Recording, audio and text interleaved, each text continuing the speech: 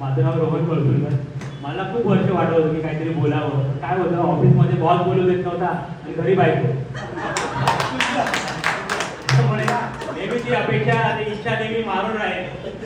आज मला इथे आल्यावर पूर्ण असं वाटतं की हे नातू हे व्यापून टाकावं.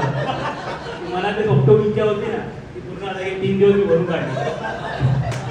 काय पण आहे एक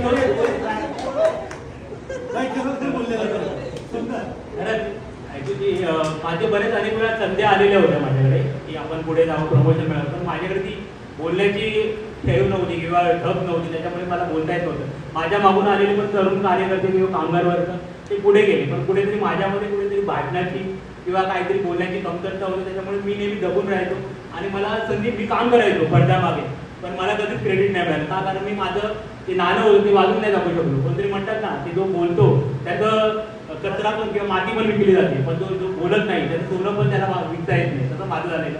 मी मार्केटमध्ये चांगलं होतो, पण मी माझ्या प्रेझेंटेशन जे बॉसकडे करायचं असायचं ते माझं मी करता येत नव्हतं. त्याच्यामुळे मग मी जे क्रिया करायचो ते मी दुसऱ्याला सुपूर्द करायचो आणि तो आपलं म्हणून प्रेझेंटेशन करायचं. त्याची पण चूक नव्हती, कारण मी स्वतःच पुढे कधी गेलो नाही.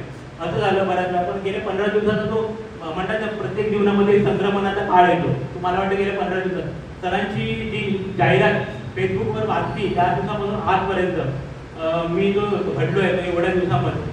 मी पहिल्या दिवशी जेव्हा सरांना फोन केला त्याला विचारलं मी की सर मला हे पॉसिबल आहे का, की मी बोलू शकतो का? तर बोलले ऑनलाईन जे असणार आहे ट्रेनिंग त्याच्यामध्ये तू बोलणार आहे, ऑफलाईनमध्ये तुम्ही विचारत नका, तुम्ही रेडी प्रोडक्ट होऊनच जाणार आहात. तर तसंच मला वाटतं, कारण मी जेव्हा सुरुवातीला आलो ना आणि आपल्याला सगळ्यांकडे बघितलं त्यावेळेला मला तो लगान चित्रपट आठवला.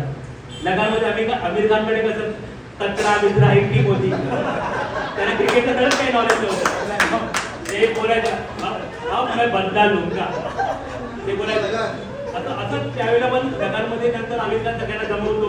पवन कुमार जर हे आपल्यातले भुवन होते, आपले जागा कचरा आपण सगळे बरोबर. त्यावेळेस किती त्यांची लढाई होती, आज आपल्या स्वतःचीच लढाई आहे. मला पूर्ण खात्री आहे की या लढाईतून आपण स्वतः जिंकू. सरांना व्याख्यान मला तर म्हणायचे की सर भविष्यात अनेक व्याख्यानमाला घ्या, जसं रामभाऊ माळगी वगैरे व्याख्यानमाला, त्यातून अनेक वक्ते घडतात. मला वाटतं तुम्ही पण स्वतः एक व्याख्यानमाला घ्या, नवीन वक्ते तयार करा, मराठी वक्ते जे देशाला आणि पुढे जसं देशातमध्ये आपलं प्रतिनिधित्व नाही आहे महाराष्ट्राचं नेहमीच असतं, ते प्रतिनिधित्व भाषणाच्या कधीमुळे आपण मागे पडतो, हिंदी असेल किंवा इंग्लिश, ते त्या घडवा तुम्ही. आणि अजून काय बोलायचं, मी सरांची स्तुती करणे म्हणजे एक काजव्याने सूर्याची स्तुती करण्यासारखं आहे. तरी जाताना एक छोटी कविता मी कुठेतरी वाचली ती बोलतो. आता निरोप घेतोय म्हणून, त्या निरोपाच्या क्षणांना खिन्नते हसणार नाही, त्या निरोपाच्या क्षणांना खिन्नते हसणार नाही, तू मला विसरून आहे मी कधी म्हणणार नाही. आठवांची बकुळ समोने जपून सारी ठेवली मी, आठवांची बकुळ समोने जपून सारी ठेवली मी, पाकळ्या गळल्या तरी गंध हा सरणार नाही, गंध हा सरणार नाही.